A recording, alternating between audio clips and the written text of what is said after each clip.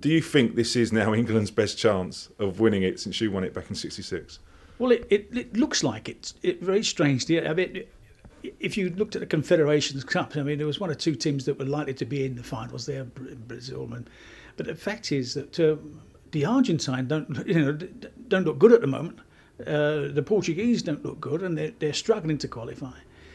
There's not too many teams that we should be really worried about. There are, of course, going to be teams that are going to give us a good game, but I cannot see anyone at the moment with our full team out and playing well that would that can get near us.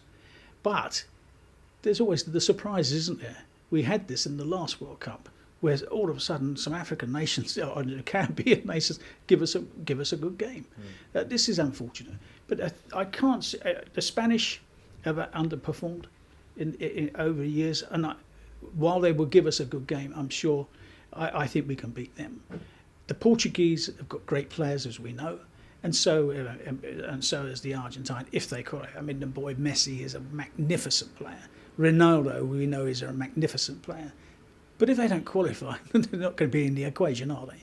But when you look at it, it looks down to Spain, as far as I'm concerned, playing England. Do you see a similar kind of temperament going into a tournament like you had before '66?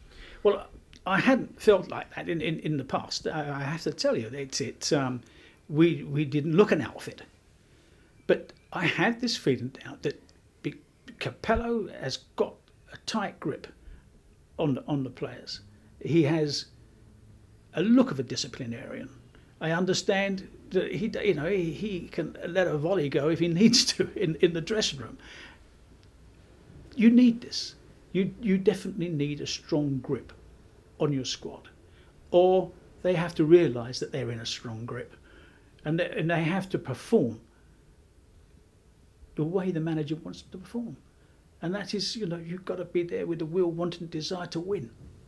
Do you see similarities then between Fabio and Sir Alf Ramsey? I see the discipline. I've only met Fabio Capello once, and just to shake hands. But from what I've heard and what I've seen, it all gives me a great feeling that this guy is in control. And what is even better, the players know he is in control. They know where they can go, and as far as they can go. If they cross a line, they're in trouble.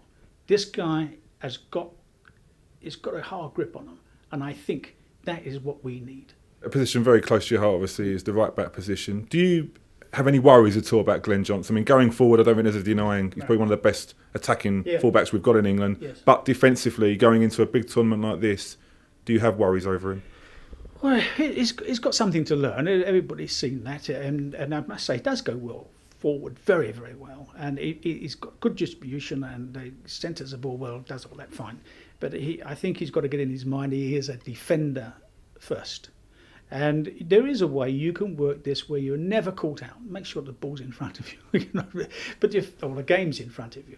But he has something to learn, but he has a manager there that can teach him something very, very quickly. And it's not a great deal. It's just a bit of thought. And he's got some players around him that should be helping him. You've got senior players there, that 10 years older than he, that should be having him on a piece of string. There's nothing wrong in taking advice. Absolutely none. So I took advice from Jack, from Bob, from everybody. I also gave it. But the fact is,